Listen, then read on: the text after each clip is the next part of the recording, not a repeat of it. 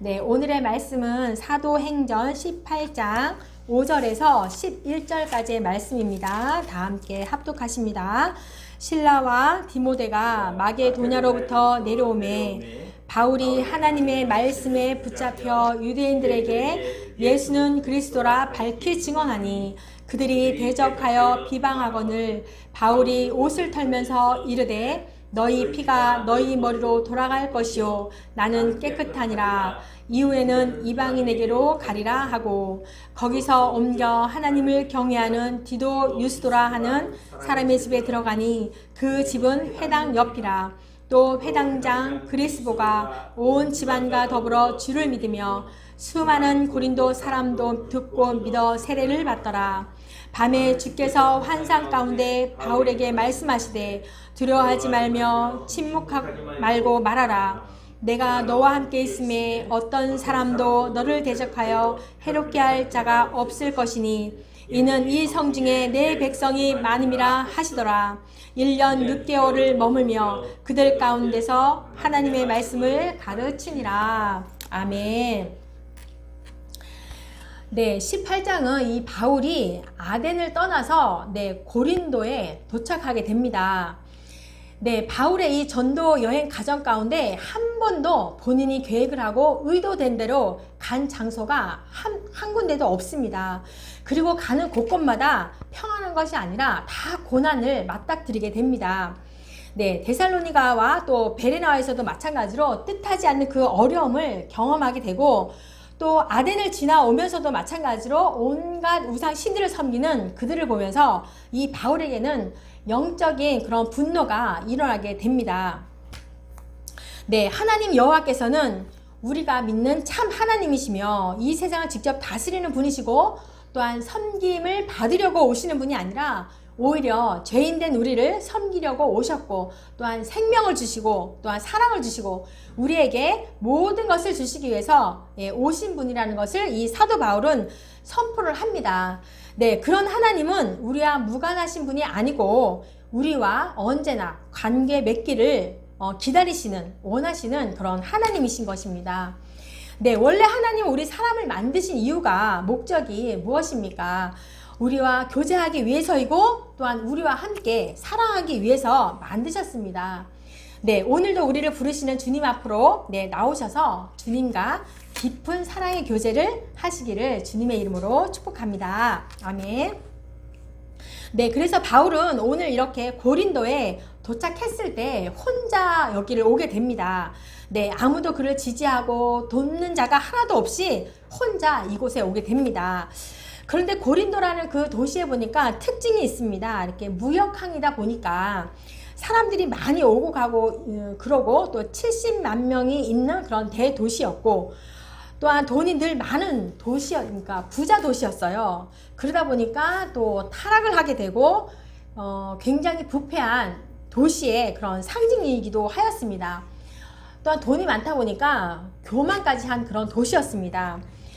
그런데 왜 이런 곳에 하나님은 왜 하필 바울을 이곳에 보내셨을까요? 네, 사람의 생각과 하나님의 생각이 다름을 알 수가 있는 말씀입니다. 10절 말씀. 내가 너와 함께 있음에 어떤 사람도 너를 대적하여 해롭게 할 자가 없을 것이니 이는 이 성중에 내 백성이 많음이라 하시더라. 네, 바로 이 말씀 속에 내 백성이 많다라는 그런 말은 내가 택한 백성들이 이곳에 많다라는 그런 말이거든요. 네, 지금 예수님을 잘 믿는 사람들이 많다는 그런 말이 아니라 앞으로 복음을 듣고 돌아올 백성들이 많다라는 그런 말씀입니다.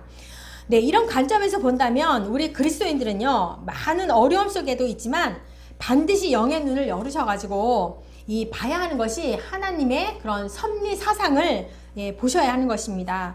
네, 모든 것을 선교적인 관점에서 바라봐야 하는 것입니다. 이렇게 고린도에 도착한 바울은 여기에서 이제 운명적인 만남을 가지게 됩니다. 2절에 보니까 아굴라와 그의 아내 브리스길라를 만나게 되거든요. 네, 그 두 부부는요, 신실한 그리스도인이었어요. 바울을 만나기 이전에 이미 신실한 그리스도인이었거든요. 로마에서 살고 있었는데 고린도로 이렇게 오게 된 것은 그때 당시에 황제가 추방 칙령 때문에 로마로 다 추방이 된 것이에요. 왜 추방이 되었냐 하면, 네, 예수님이 십자가에서 죽으심과 부활하심, 네, 부활하시고 나서 얼마 되지 않은 그때에 재임한 황제거든요. 글라우디오 황제가 이제 그때 재임했었는데요. 이게 점점 이 예수님의 그 죽으심과 부활하심이 점점 로마에 그 소문이 들어오게 된 거예요.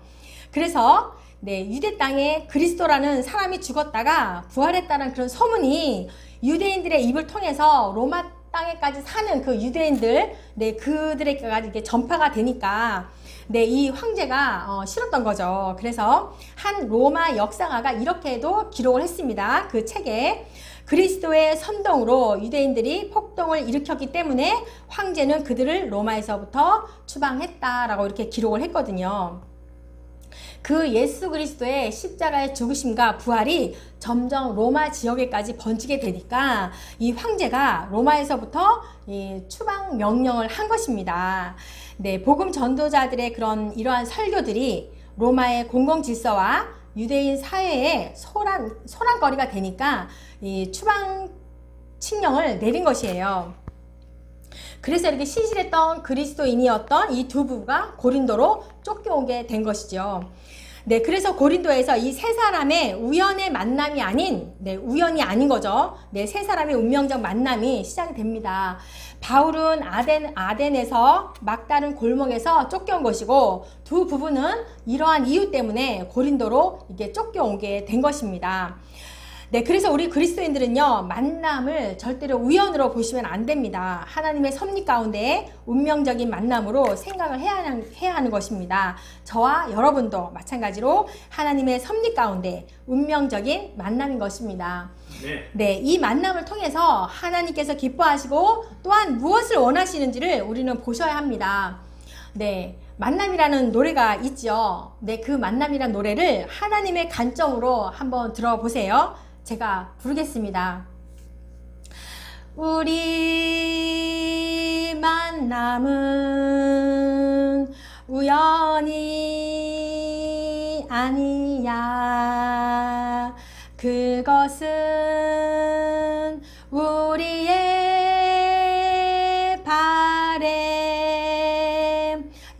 바램이었어. 있기에 너무한 나의 운명이었기에 바랄 수는 없지만 영원을 태우리. 돌아보지 마라. 후회하지 마라. 아, 바보 같은 눈물 보이지 마라.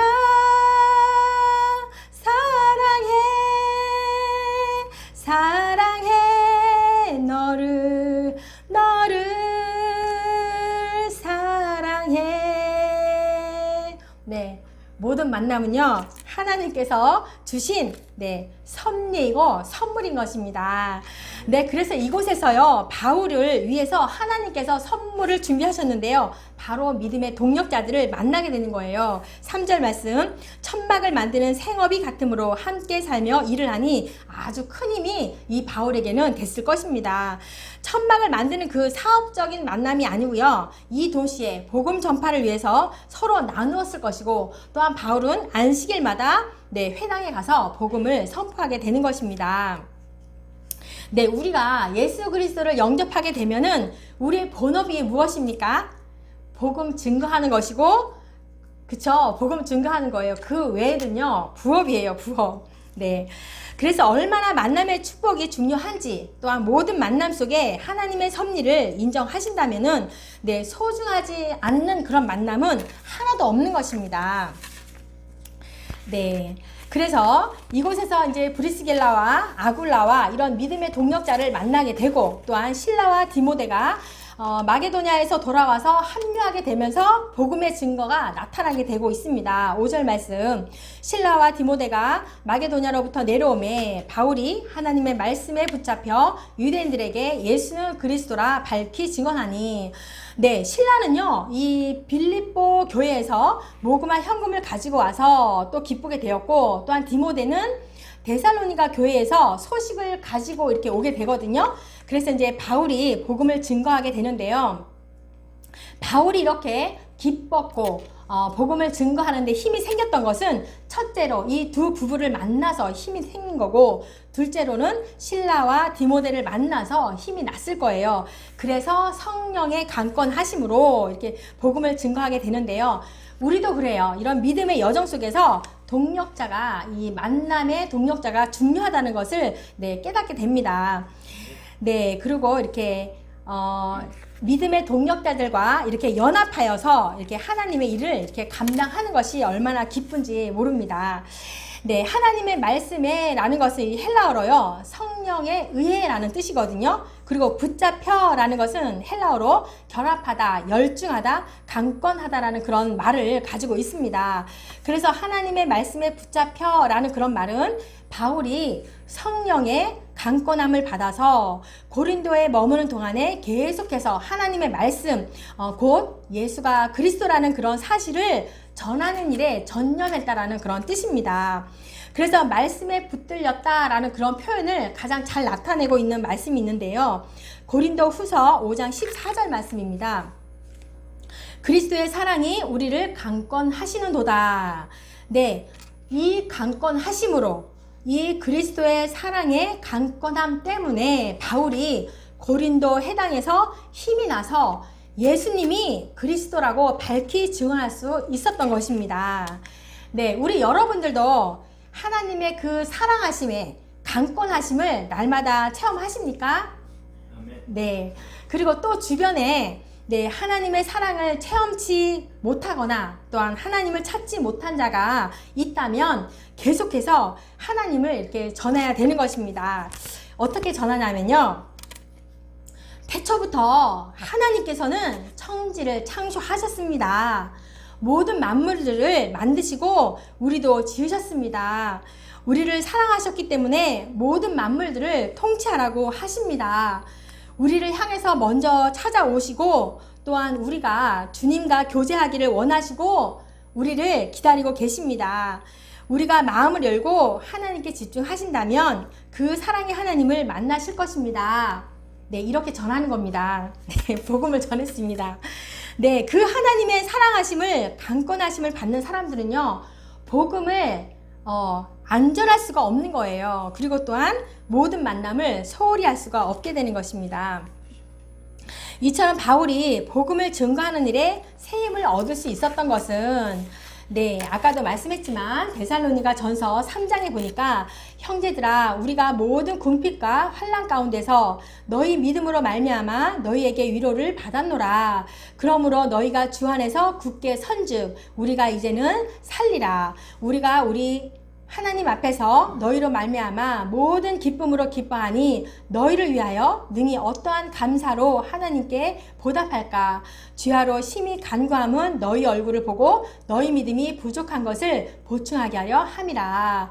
네, 이렇게 디모데가 전해준 거예요. 데살로니가 교회의 소식을 전해줌으로써 큰 위로와 격려를 받게 되었고, 또 고린도 후서 11장 9절 말씀, 내가 너희와 함께 있을 때에 비용이 부족하였을 때 아무에게도 누를 끼치지 아니하였음은 마게도냐에서 온 형제들이 나의 부족한 것을 보충하였음이니라. 네, 이렇게 이제 빌립보 교회가 신라를 통해서 준 헌금으로 말미암아서 바울이 선교 활동에 매진할 수 있었다라는 거예요. 그래서 이런 소식과 동참함으로 인하여서 바울이 힘을 얻었고 복음을 전하는 일에 전념을 할 수가 있었던 것입니다. 네, 근데 또 어때요? 이렇게 항상 복음을 전하는 곳에는요, 또한 사랑의 교제가 이렇게 이루어지는 곳에는요, 방해 요소들이 꼭 나타납니다. 그쵸? 여러분에게도 혹시 이런 방해 요소가 있다면요, 여러분은 지금 잘 하고 있는 것이고 잘 가고 있는 것입니다. 6절 말씀 보니까요, 그들이 대적하여 비방하거늘. 네, 유대인들은 이렇게 복음을 전하는 바울에게 대적하고 해방을 합니다.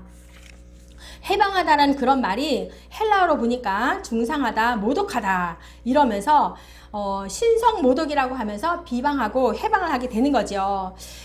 바울에 대한 그들의 태도는 뭐예요? 하나님을 대적하고 예수 그리스도를 영접하지 않는 것과 다를 바가 없죠. 결국 그들은 수건에 가리워서 율법에 거친 보고 있지만 구주이신 예수 그리스도를 보지 못하는 영적 소경 상태라고 볼 수가 있습니다. 고린도 후서 3장 14절 말씀.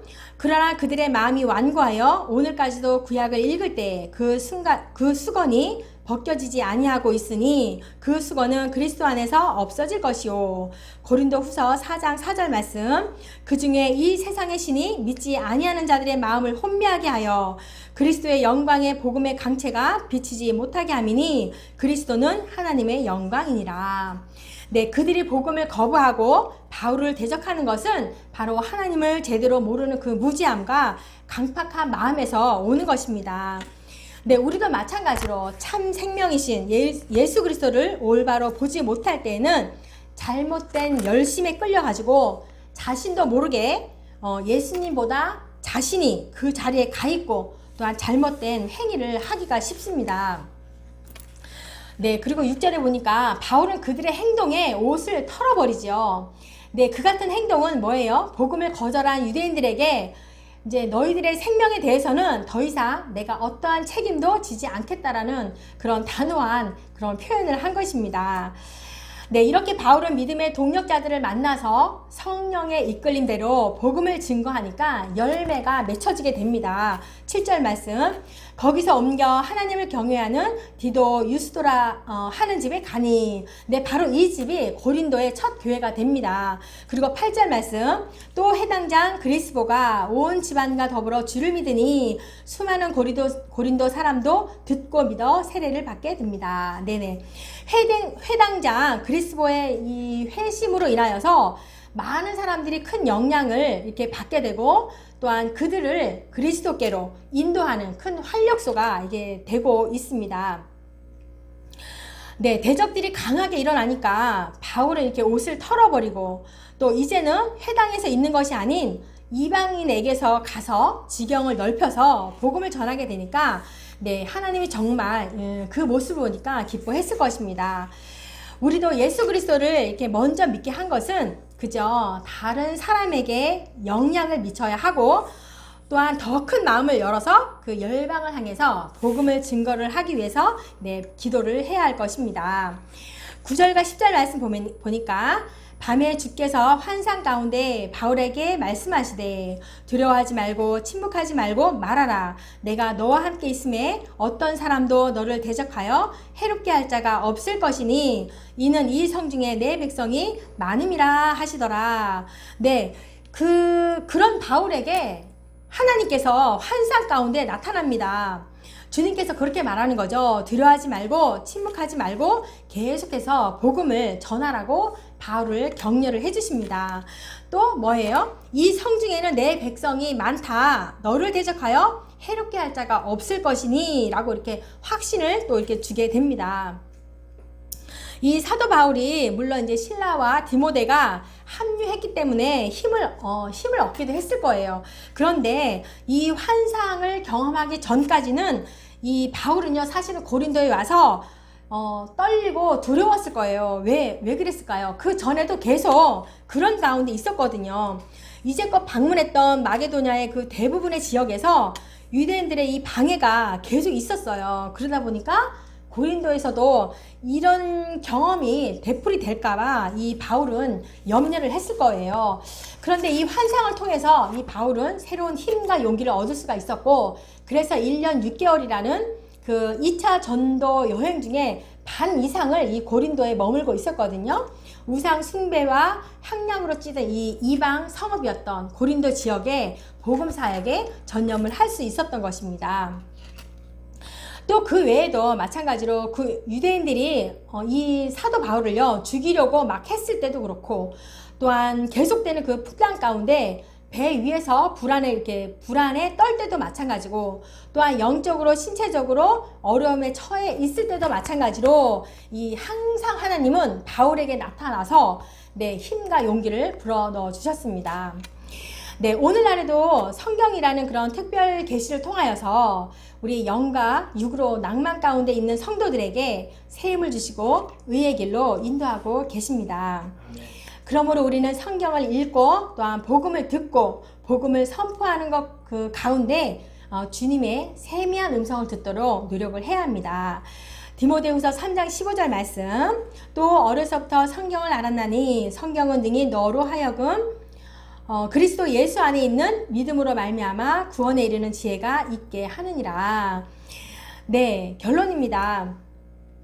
항상 이 주님의 강권한 그 사랑하심에 강권하여서 하나님 말씀에 붙들림 받아서 복음을 증거하는 자가 되기를, 저와 여러분이 되기를 축복합니다.